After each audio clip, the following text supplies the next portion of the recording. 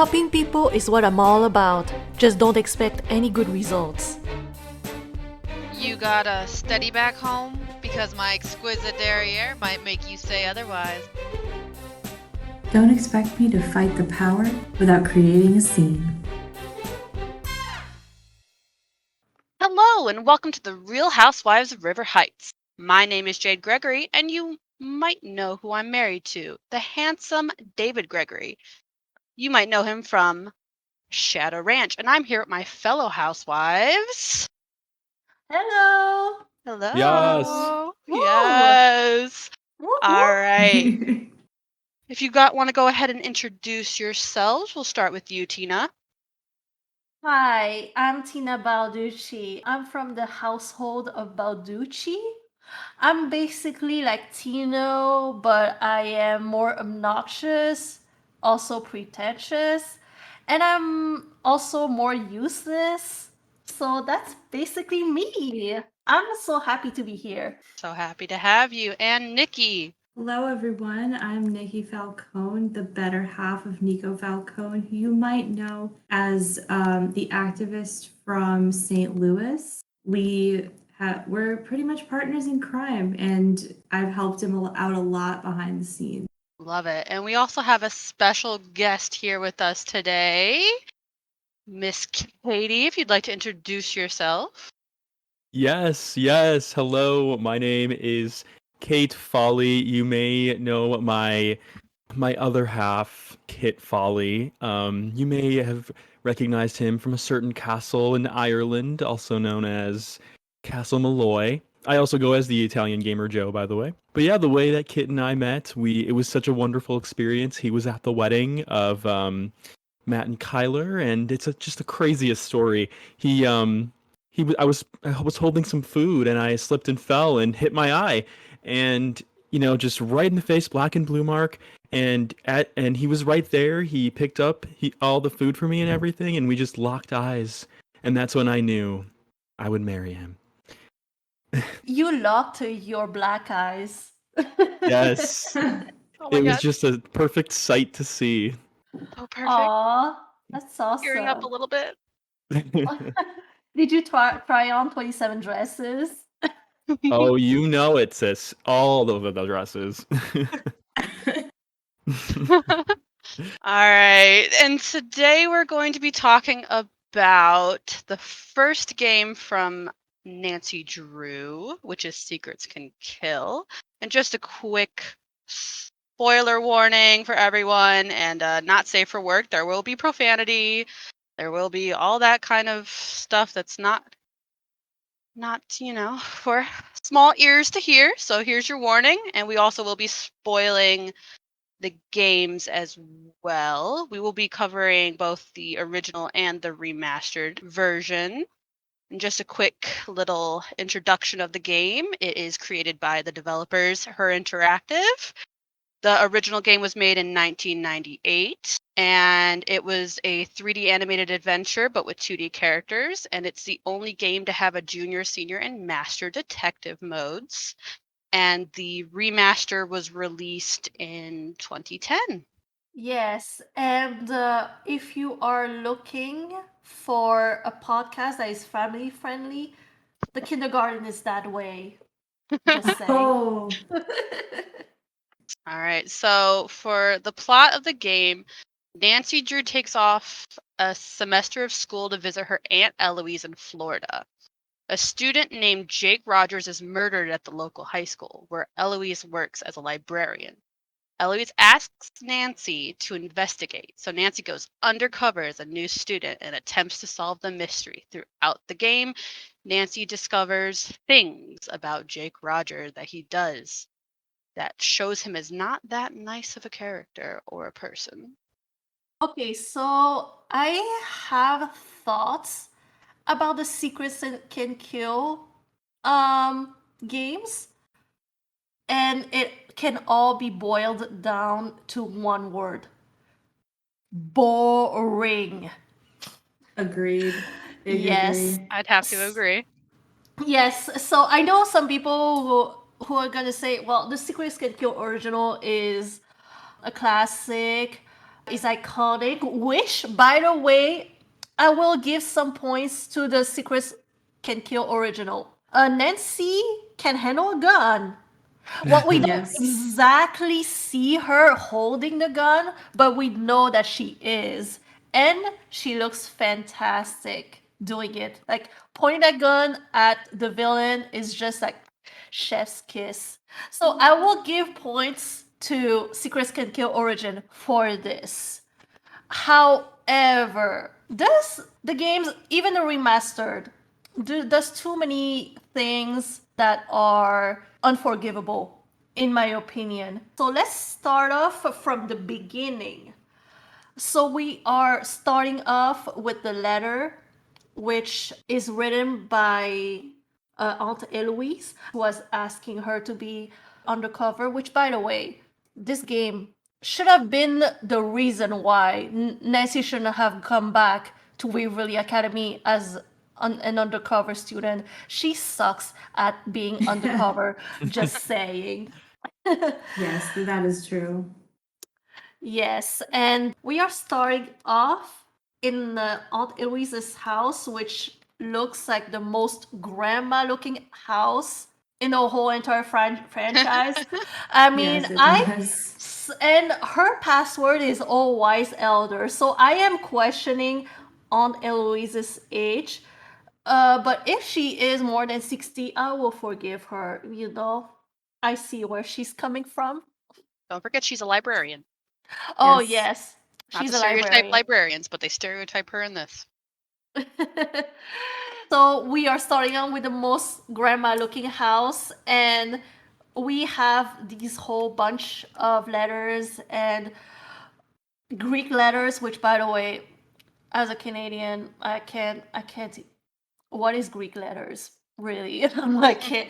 Nancy, like, just naming all these Greek letters, can't do Did they it. not teach Greek letters in Canada? No. Honestly, no, not in my experience. Maybe others Mhm. have, but personally, I haven't learned about the Greek letters. How I learned it is with Labyrinth of Lies, but that's a game for another day. But that's the extent of what I know about Greek letters. But you know what's weird about the Greek letters and secrets can kill is the letter that you find in Aunt Eloise's desk is her sorority is written in lowercase Greek letters. It is written in No lowercase. sorority ever Nope. is like lowercase Greek letters. You never see that. So I just thought that was really interesting that they did that. I don't know why. A surprising fact, I was in a sorority, so it was really off-putting. Very housewifey of you. I know. Yeah, I've never been in a sorority. I'm really intrigued by this though. Does Canada have sororities? Hi, it's Sina from editing. So I looked it up and turns out that in Canada there are sororities and fraternities. So please disregard this part where I said there were none of that here. Oopsie. No. Oh. No, we don't even have like special houses like this. All the sororities, fraternities I know are from the US. Yeah, they're very American. Yeah, very American Yes. concept. Very much Yes, so. and I remember when I first watched movies with sororities and fraternities, I would be like, "What? What is that?" Yeah. But yeah, they are intriguing. I love listening to fraternity, sorority stories, but we're not gonna get too much into it because we are talking about a game right now. Back to Nancy Drew. Oh, That's a thank Nancy Drew. God. If my husband Kit heard about my sorority stories, that's for another podcast. Oh yeah, we'll talk about that after this. Yes. So, after this, we have the high school. So yeah, here's the thing about the plot. This is about a student that got murdered, which, by the way, is already an intriguing premise. Yeah. Am I right? It is, Yeah, because this is the first, definitely. one of the only games that until later on that deals with murder. Yeah, Yes. that's true. Now for a while, I feel like there was one before Deadly Device, but Deadly Device is what's coming to my head right now. That's the only one that comes to my head right now that deals with murder other than Seekers Can Kill. I think Legend of the Yes. Crystal Skull is alluded. They made you feel it could have been murder, but I don't. Yeah, other than Yes. that, you're both right. Yeah. Oh yeah, Legend of Crystal Skull. Yeah, I didn't think about it, but you are absolutely right. So yeah, in this, we are investigating the murder of Jake Rogers in this school where apparently all the teachers have been zapped by Thanos. Yeah. Where They've are been they? snapped out of existence. Along Yeah. with 90% of the student body. Like, where are they? Yes, and Every Nancy Drew game. we are to investigate his murder. So we are an undercover student, a new student. And we're 18. But Nancy does such a bad job at being undercover. I am surprised that nobody was on her tail. Like literally, she just comes up to people and be like, so what is Jake Rogers' combination of his locker? Do you know why there is a camera in his locker? Why is there this and that in his locker? And I know that you did this, but like why? Explain to me. And at this point, as a student, should be like, this ain't our student. She's here for something else. Yes. But apparently everybody's dense. One of them, I think in the remastered, one of them is like, girl, like, why were you in Jake's locker? And she has like sort of bad excuse. Or she has excuse. I think it's Hulk or Hal, who's like, why were you in Jake's locker? And she just like doesn't have a good answer. Yeah, and she just walks into the teacher's room or something. I don't know if I should say lounge. She breaks because in. Yeah, she just breaks in. Nobody's there. Like, can someone explain to me why? Literally, no teachers. I'm just saying they got zapped by Thanos because she just walks in and uses her computer. Aunt Eloise apparently took a vacation to the beach or something.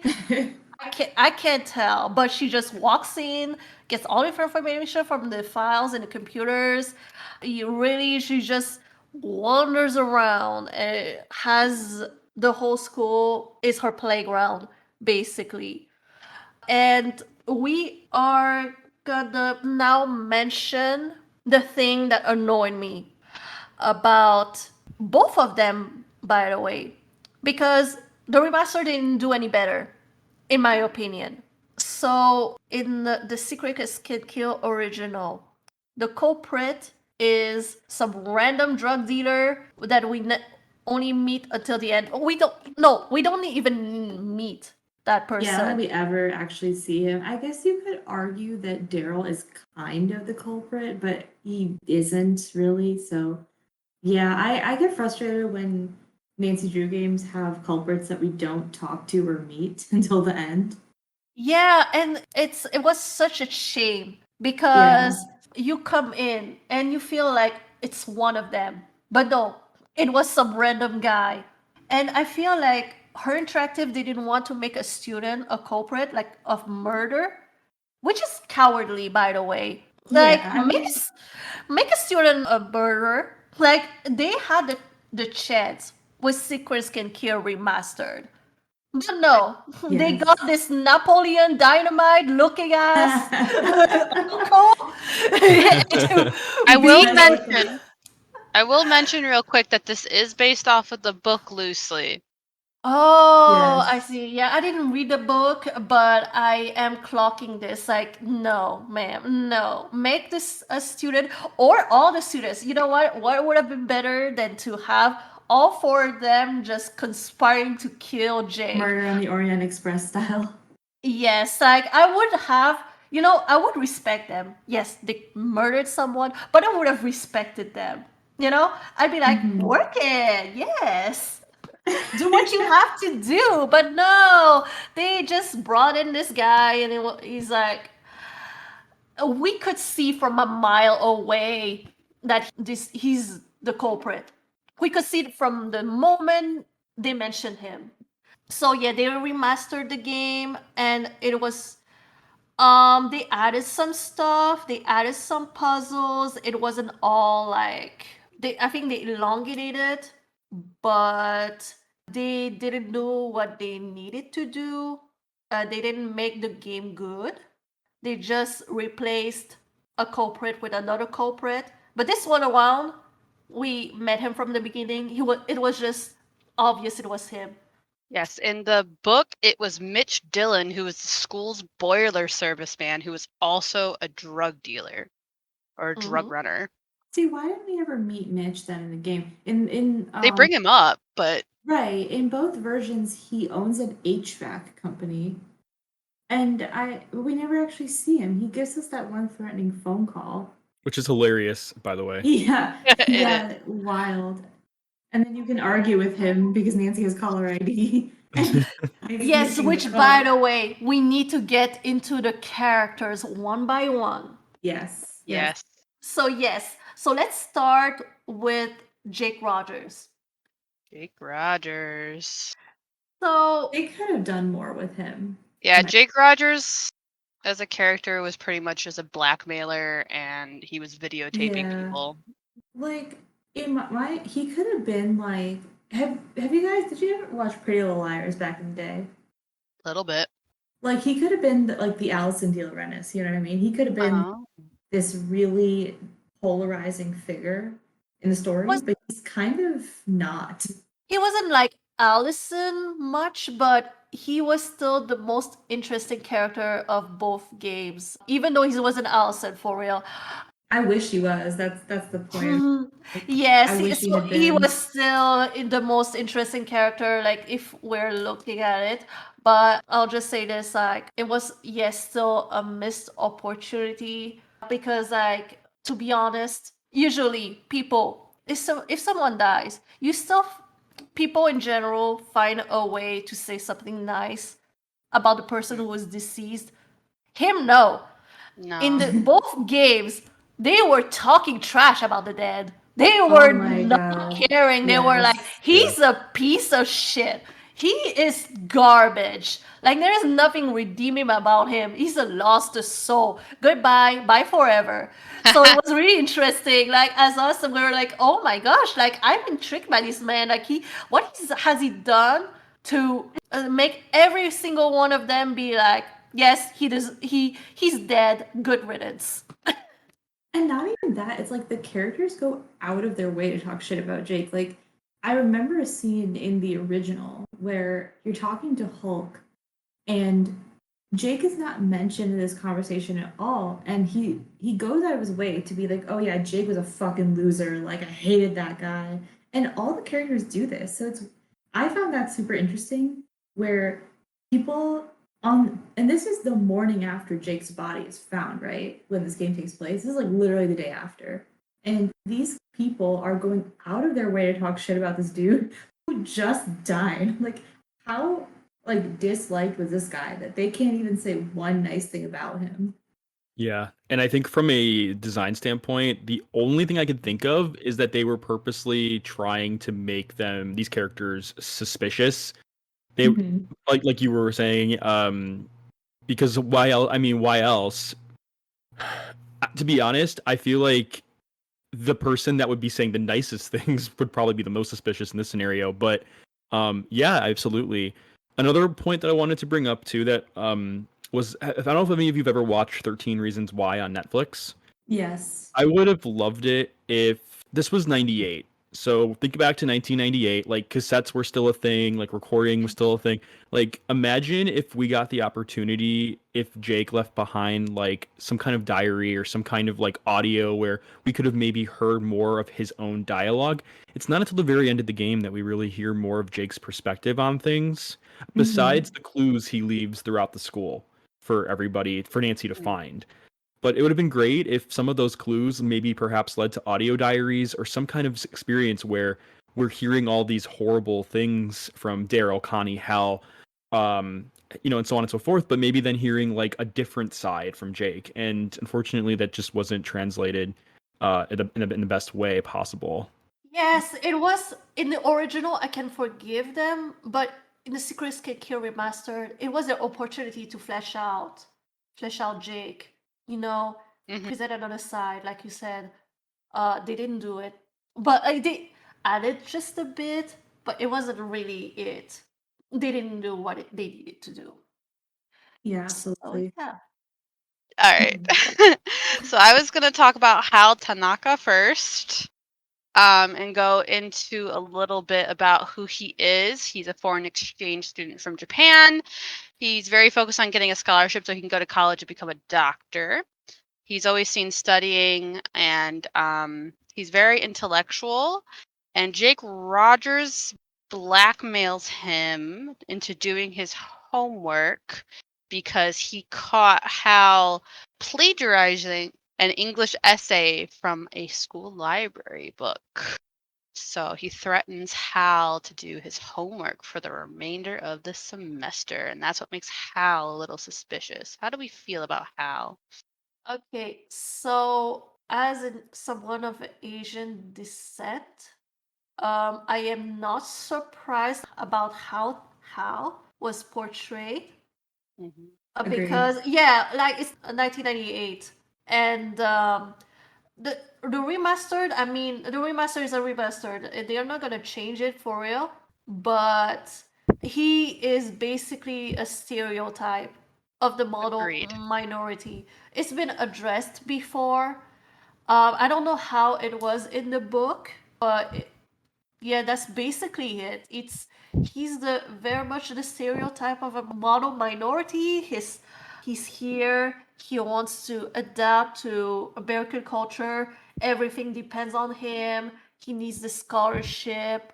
He needs to be the best in order to make his family proud.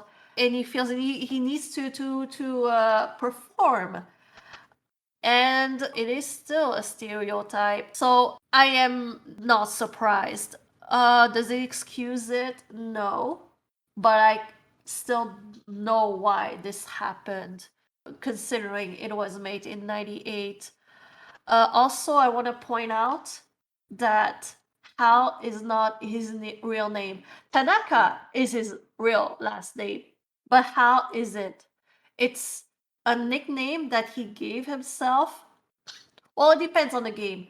In the original, it was because people are saying that it was too difficult to pronounce, so he changed it to Hal. In the Secret Kill remastered, it was because it was too long, so he shortened it. And I will say exactly what he said. He wanted to be part of the culture and to succeed in this country. And I find this sad that he feels the need, or any Asian person feels the need to change their name in order to feel welcomed in this country, because they feel like Yeah. like the Americans here will not bother to really accept him unless he had a name that is easier to say. I find it sad, but it's a reality. I hope we are in 2021, so I feel like times have changed since then, but back then this be what immigrants had to do, you know, especially Asians. Yeah, I mean, as someone of Indian descent, I was born, I guess, around the time this game came out, and um, my my actual name was it's only 5 letters because when my parents came to America, my mom was like, we didn't want we want a name that people can say, and we even shortened our last name. So I don't have my dad's last name because my parents had it changed to something shorter so that people could say it. So yeah, it's like a very real thing that goes on with Asian people kind of feeling like they need to assimilate into American culture and make themselves, I don't know, like more palatable. So Mhm. yeah. I want to point out that our names, most people cannot pronounce it right, but we let it slide because it would be Mhm. like correcting too many people. It would be too much on us. And it wouldn't like, even if we do successfully correct someone, and they're like, oh, okay, I see. The next person is just gonna say it wrong again. So we just live with it. This is the reality. My last name, if as an English person or French person, you may say, oh, this is how you say it. Like, it's just 4 letters. It's Ford. But if you were to say that in Vietnam, nobody would know what you're talking about. They would be like, who is this person you're talking about? I don't understand this word. So at this point, personally, I say it the English way because this is how they know me. But the real pronunciation, nobody gets it unless they are from that culture. So yeah, so I really feel for Hal. I feel like this is his story. This is who he is now. But I am hopeful that the stereotype now is no longer that much prevalent. Asians people have better representation. They are more multifaceted than before. So this is my take on Hal. Sorry to like get into the serious tangent, but I think it's important to talk about this stuff Yeah. with Hal and Very important. that's around his character. And it's interesting because we're both Asians. We're Yeah. half of this group is Asians. So we are here to shed some light, about the Asian experience here in North America. That's awesome. I find it awesome. I love Yeah. it. I love it. And I will point out that the voice actress of Hal is a person of Asian descent as well, so that's a Thank plus. That's a God. point. 'Cause I can't as pronounce we, their last name as to be a stereotypical white person. But I looked them up and I couldn't find an exact picture of them, but they are of Asian descent. So that's a point for her interactive. That's great because we know that hasn't always been the case in the games, and I'm sure we'll talk about this when we get to those games. Oh yeah. I know which one You you're know, talking about. shout out the Water's Edge, cough, Oh, cough. I can't wait. I can't wait to get to those games. God, yeah. As So like, thank God they did it this time because yeah, that is definitely not always the case. So yes, in college I studied Asian studies, so like I have done all the studying and all those conversations in college. So, Mhm. 1 point for them for getting Yeah. representation right. There's one quick thing I wanted to bring up with Hal too. In terms of the mystery, one of the things I did like is that Hal, I think in the remaster, he plagiarized an essay or something, and Jake somehow found out about it and was blackmailing him for it. What did you all think about that as a motive for killing? Like, did that when you were playing the game, did that at all make you think like that Hal was capable of being a murderer? Did you all think that was good enough of a motive for Hal to to kill Jake? Honestly, no. The original, I never really played it myself. I watched someone play it. It was after I played the remastered. It was a long time ago. And so, in terms of remastered, I didn't even suspect how. I would have wanted if all of them were like the culprits, like I said. But Like they all did it. yes, yes. Um, but if it was like one person, how it doesn't seem believable. Like if they made Hal the one who killed Jake, I would have mixed feelings about it because Mhm. they made their first culprit like an Asian immigrant, and it would feel like I don't know. I don't know. But like if it was like a group effort, I'd be like, oh, okay, like they are doing this as a team, you know? But yeah. like I feel like there are other characters who have better motives than Hal. There definitely is. Yeah, agreed. That's why when I found out in the game that Hal was being blackmailed by Jake, I found it very I found him suspicious when I was playing. I just there was just nothing else though, no other evidence that really pointed to Hal. So that was definitely my interpretation of him. I also think it's really cool that you all have that experience with Hal's story and like being Asian American and even like in my maybe not me personally, but my grandparents, I they when they immigrated to America, they changed their kids' names like Angela to Angie. In Italian, Joe is actually Giuseppe, and like it's Americanized like to Joe instead. So I totally understand where you're all coming from with Americanizing names and trying to fit into the culture. It's that is definitely a thing I can relate to as well. Yeah, I have a similar story with my family too. My family's from like Europe descent, German, Polish, Italian, and a lot of like the last names got changed because when they were coming in, the people didn't know what they were saying. So like they had to change their names and the spellings and all things like that. And like so like trying to like figure out where everyone's from is like a whole mess because the spellings have changed to fit in. But sorry, it got a little sad near No, there. it's like we'll put this on alcohol. We have been drinking. Oh my gosh. All right. let's move it on to one of the next characters. I'm trying to think which one to go with.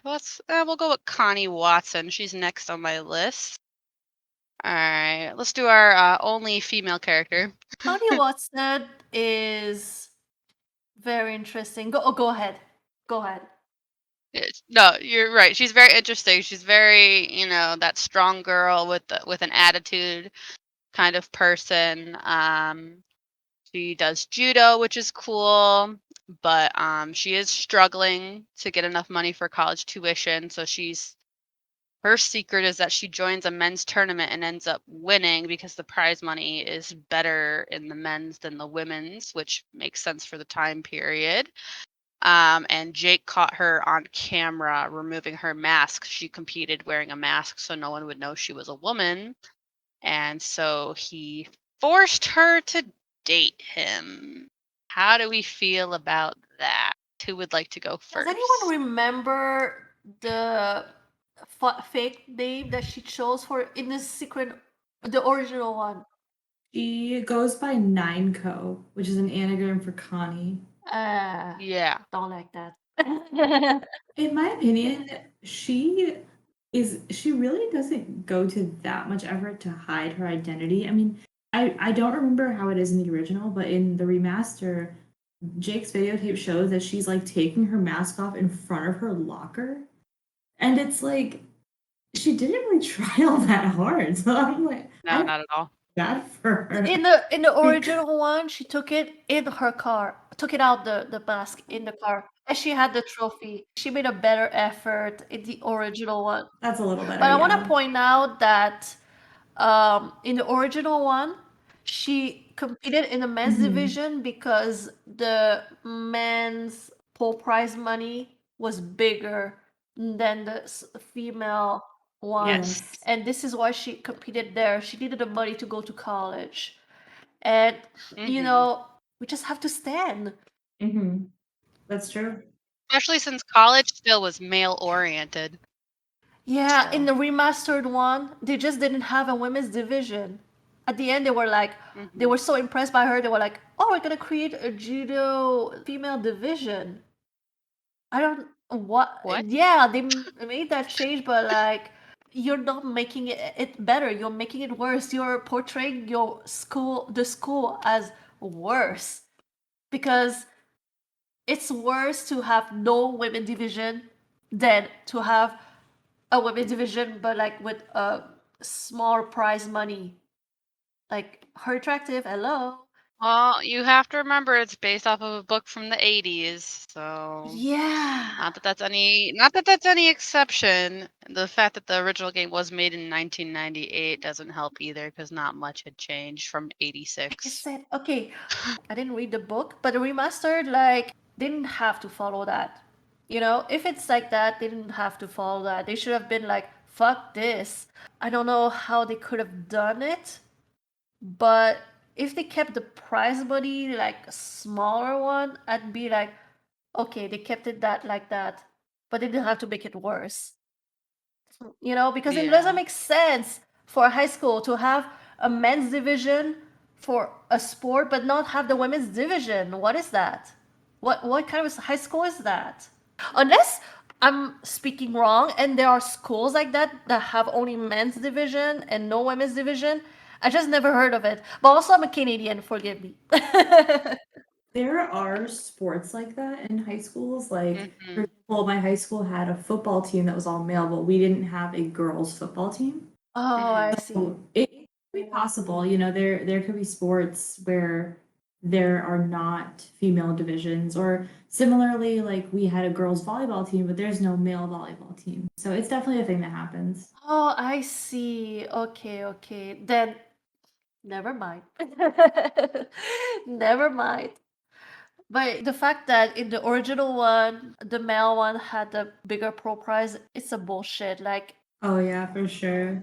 But like that's just how it be. Very of the times for it's America. a sad times. Yeah, I mean Very of the that's times. still a thing with like the wage gap, how like Oh, women get paid a certain amount compared to men. don't even Um, get me started. that is a rant for another podcast. Uh, But yeah, still, like this one, Connie, her motive would have been like she killed Jake because he saw her like winning this trophy and she didn't want him to expose her for that, so she killed him. We also have to remember, sorry to cut in, but we also have to remember that he was forcing her to date him. Oh yeah, yes, which is that icky. is a bigger motive. You know what? That is a bigger motive. That's disgusting. I like we don't know what he was doing. Well, I think in at least in the remaster, I think the only thing she had to do was go to the Sadie Hawkins dance with him. Mm. Yes, exactly. That was the big difference in the remaster compared to the original. So they did change it a little bit so it wasn't as As gross, yeah. gross. I get yeah, as gross. About Connie, I also want to point out that in the remastered version, when Hulk talked about Connie's financial situation, well, as you're about to go in, you could hear her like punching Hulk for talking about her financial situation. She was like, "How dare you?" And then she like just went in on him. I mean, iconic, a legend, the moment here. Yes, definitely. She's not very outwardly she could be the culprit at all. Nothing's too out there that I'd be like, "Oh, that's why she would do it. That's why she would push him down." Yeah. I just never really saw her as a culprit is what I'm Also, in getting the at. original one, is she the only one who came to rescue us from Mitch? Like, Yes. I mean, She follows Daryl. Mhm. I want to believe that it was Nancy she followed. I'm just saying. Mhm. She's a good bean. A good bean. Yeah, yeah. All right. Anyone else have anything else they'd like to say about Connie? Yeah.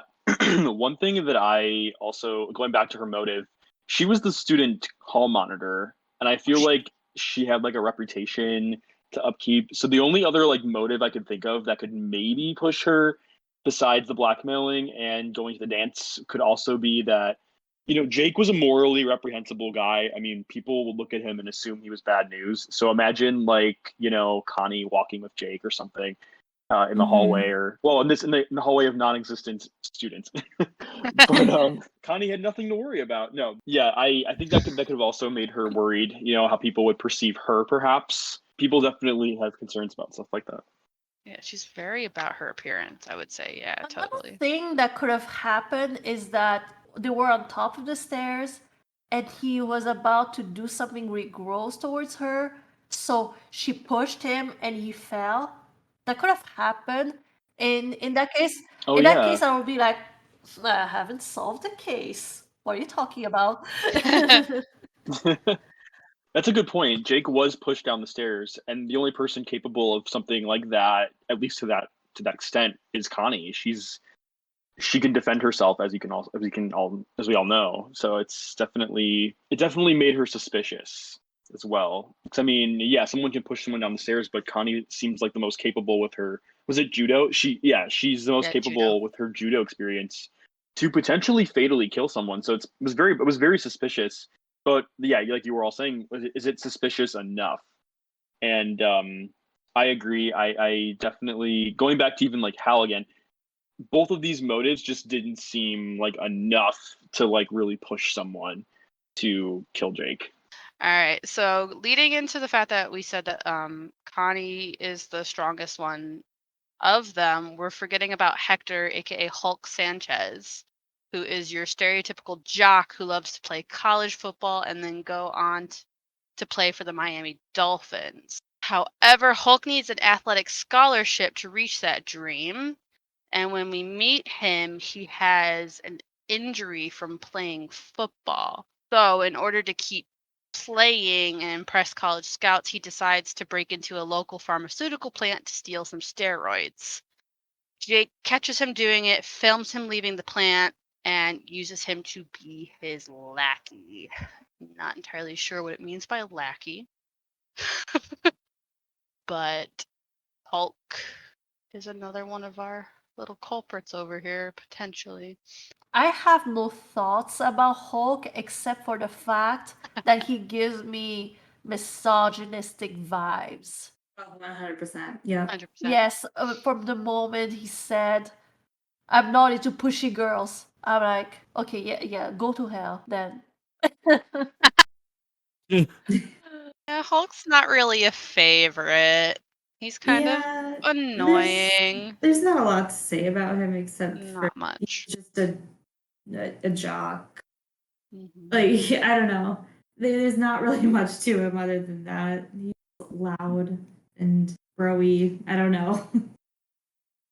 My take on Hulk or Hector is that here's like the NSFW part of the show, but I'm imagining him like aging up, graduating from high school, graduating from college, growing a beard because and then he'll just come out as gay or something, and that's maybe he's just like overcompensating. Probably he's Oh, probably like this God. jock in the closet or something like that.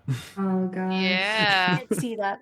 I will also like to point out that every single one of these students is trying to get into a good college and doing whatever it takes to get into a college. Yeah. So that is an overlining theme for each one of them. The thing that Jake was blackmailing him with is that he broke into this pharmacy and stole steroids, which, by the way, like, that should indicate to you how dumb he is and how maybe he shouldn't go to college. How do you think that steroids is gonna do for you? What do you think steroids is gonna do to you? You're still in pain. It is still dumb. There's like nothing, literally nothing we can do for you, like, at this point. He seems like he's a lot of like all emotion first and then logic later, especially when he's placed in that situation where he has to rob the store.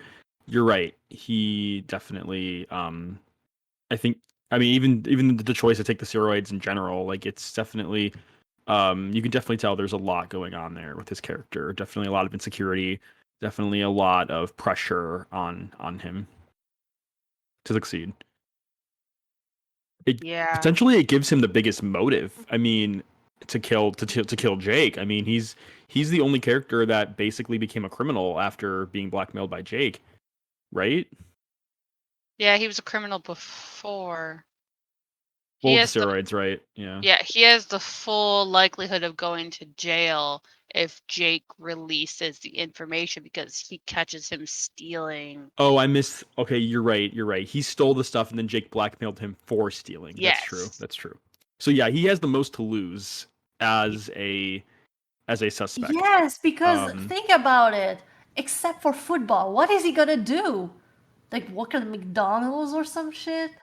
Like he's what is he going to go college for? Except for football. Yeah, he's going for football. Like I don't wanna insult the guy, like, but he literally, like, what else can he do? except for football. He breathes football. He talks about football. That's all he does. He He eats football. Yes, he's so one-dimensional. I would feel so bad if he had to do anything that football. So, sure, he would kill if Jake went between him and football. Yeah, there's not much to talk about for Hulk Sanchez. I would be surprised if he was in the top 10 of anybody's list and favorite characters. I would be so surprised. Hi, it's Tina from editing again. Just to let you know that Nikki Falcon had to go to bed, so this is why you don't hear from her for the remaining of the episode. We started recording at 10:15 p.m. Eastern Time where Nikki is, and we didn't anticipate to be talking this long for a 4-hour game. So I'm sorry if you loved her commentary and wanted to hear more from her on this particular game. In the future, we will try to be better at time management. We will try. I'm not good at it, but we will try. But yeah, so the show goes on. Enjoy. We will go into our last character that I can remember, which is Daryl Gray. He is a prominent character in the books, I will say. I have read them. He actually dates Nancy, I believe, in the books, if memory serves me. But he's very flirty with her. So when he's flirty in the game, it makes sense. So Daryl's is the one who actually finds the victim's body. He works part-time as a short order cook at Maxine's Diner, as we all know, Maxine's Diner. He is the school student council president, and he is his father, who is the state senator, also had the position of student council president when he was in high school. He is rich, popular pretty boy who drives a Porsche 911, and he's a bit of a flirt, as we all know.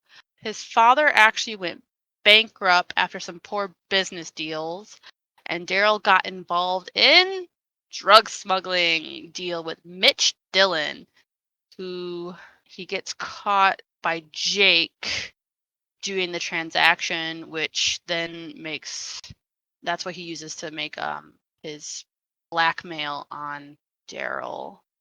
My impressions of him is that when they did the remastered, it's like they dropped a bucket of cold water on him because he got more chill with the flirting. See what I did there? No, but really, it's like when I was looking at Secret Skin Kill Original, that guy was ruthless. He was flirting, as in flirting with Nancy. I wasn't Nancy, but I felt uncomfortable on behalf of Nancy. But when they did the remastered, it feels like he was more light. He wasn't as flirty as in the original. So I appreciated that. Also, one thing that I noticed is that they changed the kind of car that he drove. Instead of a Porsche like the original, he was driving like C something. I don't remember. They changed the model of the car, and I don't know why, because Porsche are still relevant from what I know. I mean, I don't know much about cars, but pretty sure that Porsches. 11s were a really popular car. Yes, I don't know what a C something is, but like that's what I heard from the remastered. I have no idea what that is. I just gotta say that my thoughts about Daryl. I have more opinions on him when it was Secret Skin Kill Original. I feel like they really reduced him in the remastered. In my opinion, he had the most believable reason to kill Jake because selling secrets of his dad's company to someone, like, it's like Smuggling. Yeah, it is it's really bad. And I feel like if it came out, it would have ruined him, like completely ruined him. There's like no coming back, especially since his dad is a senator. So I feel like Daryl was the most likely suspect, which means that he wouldn't have done it. I completely agree. I found that whole background story very elaborate with the whole thing about from the pharmaceutical company and the whole connection to Mitch Dillon and all that. It definitely was very elaborate, and it was very convoluted in some ways too. And I think it was very spot on with her interactive to mask over it by making Daryl so flirty and making him so by kind of like, glossing over it, because in reality that was, even though Daryl wasn't the culprit, he definitely played a big role in Jake's death. And I forgot who said it earlier, but even if Daryl wasn't the culprit, he definitely played a large role in this. And when I played both the remaster and the original, I did not suspect Daryl at first. But I mean, even when we found the blackmail tape, I definitely, for whatever reason, I didn't really consider Daryl suspicious, especially because he gives off that like ladies man kind of like vibe. He comes across as someone that's just so innocent, and I definitely like put him aside very early on in my playthrough. Well, you know what they say, like the most obvious suspect is definitely not the suspect. Well, there are some exceptions. I can't think off top of my head, but yeah, since he's the most obvious one, it's obvious he didn't do it because they want to subvert our expectations. Well, they didn't do it in the remastered version, but the original one, we certainly didn't expect another suspect to come in, someone that we never met. But anyway, I want to point out that he did agree to help Nancy to catch the culprit Mitch, and he did recognize that he did wrong, and he wanted to do right by everybody. That's why he did it. In the remastered version, it's not like that at all. He was nowhere. He was just, we don't even know where he was. I don't think we even confronted him about anything. True. They definitely glossed over all of that. Another thing is that now that we all mention this, and they don't really talk about, but like, how did he get access to his father's like secrets to like Nancy mentions it in her dialogue wrap up, but I definitely, it's like, I mean, if the Vandalay Pharmaceuticals is just keeping their secrets just out in the open for a teenage like kid like Daryl to just come across and take them, I find that so like hard to believe that even like, do you know what I mean? Like, it's just very alarming. In my head, it's might have been easy because, like, if the dad is at the head of the company, I mean, would you get in the way of his kid? Probably not. So if he wanted something, I mean, maybe he got it like just as easy. He went in and got it. Like, why would you bar True. access to his son? And if the son was like, oh, I want to be part of the company someday, I want to take over, I want to succeed my father, so I need to learn the ropes. So I'd be like, oh, okay, like, well, you are his kid. What will you do? What will you do? It's not like you're gonna betray your father, right? Right. That's a good point. I wish they would have like, and going back to the storyline with this whole game, I really wish they would have included more, like just explained more of this to us instead of just showing us like the tape, like just giving us more to work with. But overall, Daryl, I mean, I thought his conversations with Nancy were very, and like you were saying before, cringe a little bit with the flirting and how he was just consistent over and over and over again. I did like that players got the choice if they wanted to like humor him versus just being like, back off, I have a boyfriend. But yeah, I definitely think that as a suspect, they definitely did a very effective and appropriate job at making him suspicious. Well, no, making him innocuous to the point that we can write him off as like, oh, he's just a ladies' man. But in reality, he played a big part in Jake's death. So that was very spot on for his character. All right. So we touched on Mitch Dillon. So Mitch Dillon kind of like plays into Daryl. They're kind of one and the same, which is why Daryl's very like more suspicious, because without Daryl, you can't have Mitch, who ultimately is the culprit. Yeah, so who is this Pablo Escobar who just like showed himself out of nowhere? Like, who is Mitch? He is He's the school's boiler service man. There you go. He is also running a drug transport ring from a local pharmaceutical plant. I wonder which one. When Jake got footage of the transaction between him and Daryl Gray, Jake Rogers attempted to blackmail Mitch. Mitch wasn't down for it, so he got rid of him at the school. Wow, I'm just gonna say it. Wouldn't expect drug dealing in an Nancy Drew game. It's kind of iconic. A lot of it in this game. The original was kind of iconic. It was like one of a kind, to be honest. Which is, I feel, this is why they remastered it in a way that it's like, oh, it's not actually drug dealing. It's like selling weapon secrets. Because apparently drugs is a no-no in an SCU game. But I feel like they should have stayed with drugs. The pharmaceutical like whole thing, it was iconic. So I wish they kept that, but they went with the weapons instead, which is very American.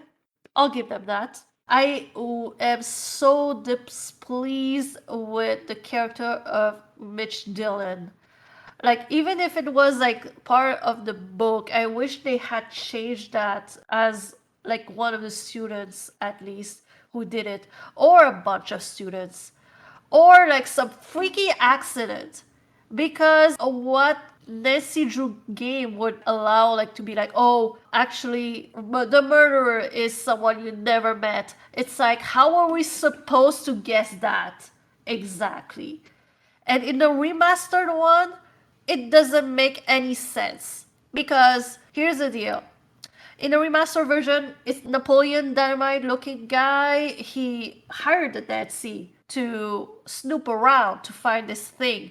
But this guy called Nancy and basically threatened her to not snoop. Which makes no sense because Napoleon wants her to snoop. So, like, they didn't talk to each other or anything. They are, like, acting separately. And then the guy didn't even think about caller ID. So she called him back and he pretty much gaslighted her.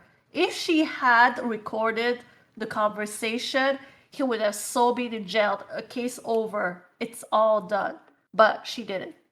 So, Mitch is a very stupid suspect or culprit. And the fact that they replaced him with like Uncle Steve didn't make it better. Really, like, what did you do? What did you do exactly? You didn't do it. You didn't do what you were supposed to do. Oh my gosh, so I re-looked up the book real quick. Mitch is actually not a character in the book. I was mistaken. Attractive. What are you doing? Her attractive. Answer. But Brenda Carlton was a character. Anyways. Oh wow. That's a interesting choice. But a lot of the names are the same, except there's no Hulk. But there is a Daryl with 2 R's instead of 1. I don't know why that's a different.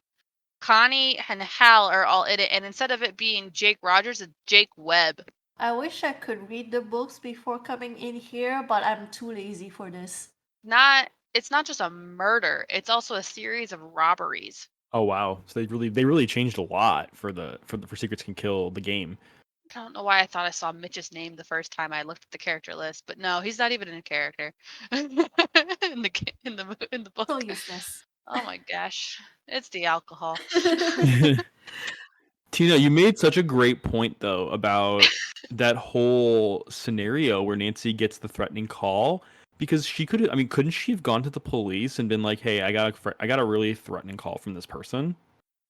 I mean, her police contact, which we'll get to him, and we will get to him. Her police contact was there, and he was basically, we will keep watch on him. That's it. And they don't, but yeah, that makes sense. But you were so right though. I mean, this killer really didn't do. I mean, it made mistake after mistake after mistake. Like you're right. I can't wait to get to this guy. Like, so much anger pent up. about this culprit from Remastered.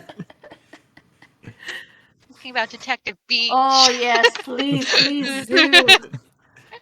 Let's segue into him.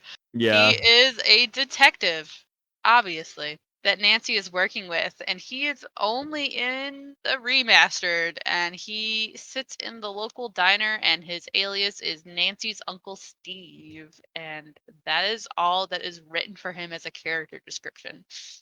Okay, so I've been roasting Nancy for sucking as an undercover student, but Detective Beach is even a worse undercover cop.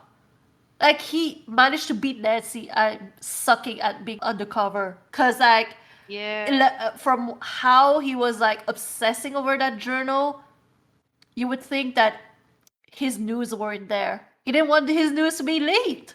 So he was like, please find a journal. I don't want my news to be leaked. Basically. That's it. He was obsessed with that journal.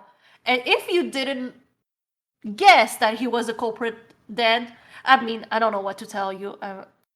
They do change the culprit in the remaster to Detective Beach. It's oh my gosh, there is so much I need to say about Detective Beach. I said Beach, right? I should say Detective Beach because that's what it is. There's so much that I want to say that I have nothing to say. He doesn't impress me. Her attractive. This was your chance to really revamp the game, and you brought up Detective Beach for what? Yeah, they make Mitch just a phone character in the remastered. Like, that's all he They is. wanted him to be like present from day one, but what he should have done is made a student the culprit. But no, you brought in this guy. It's like you didn't think that we would guess from the beginning that he was the culprit. Okay, her attractive wink. It is a really good point. I agree with you 100%. It's they couldn't even like make him look like you keep calling him Napoleon Dynamite, and I laugh. I have to mute myself because it's so true how much he looks like Napoleon Dynamite. No, but no, do not feel the need to like mute yourself. Laugh, you gotta Like, laugh sometimes. at least make him sexy. Like I'm not condoning anything, but I'm just saying like if you're gonna create a new character, at least make us like him or make him charming to put the wool over our eyes. Like, don't make him this creepy character. Like, make him good looking, make him attractive, give him the Daryl Gray treatment. But no, instead they do the opposite. And I agree with you, Tina. Like, there was a lot of potential here, to change the story a little bit, but they really didn't. I mean, they there was so much potential with Detective Beach. I mean, even his character just doesn't make any sense. I mean, no connection to the I mean, how does he have a connection to the police? How did he even get in contact with Nancy? How does he even know Nancy? How does he know Aunt Eloise? I would have forgiven them if they made him a good undercover cop. Like it was like, oh my gosh, I didn't see it coming. He played such a good cop. But no, the whole time he wasn't helpful to Nancy. He was just like, find the journal, Nancy. Like when she asked him for tips, he's like, I hired you to do the work, not do it for you. But as a cop, you'll be like, oh, I will help you as much as you can because, solving the mystery is like the top priority because I'm a cop. But no, he was basically putting this off on Nancy, which, by the way, if he wasn't a culprit, let's say in an alternate universe, he wasn't a culprit, he was really an undercover cop. I strongly believe that this guy would have taken all the credit. He would have been like, yes, I did all of it. She just assisted me, but I solved the mystery. And he would have gotten the promotion. This is what would have happened. He's Tino. Basically. Basically. That is so true. So Yeah, it takes one to recognize one. But the fact that he was such a crappy undercover cop really just gave it away. Absolutely, 100%. I think they I think another idea perhaps they could have done was instead of naming him Detective Beach, they could have made him an employee at the school, maybe, like make him a janitor or make him a teacher, something more believable that could have contributed more to the story. And I think that whole connection with Mitch Dillon would have made more sense because that way at least he would have had a connection to each of the students as well.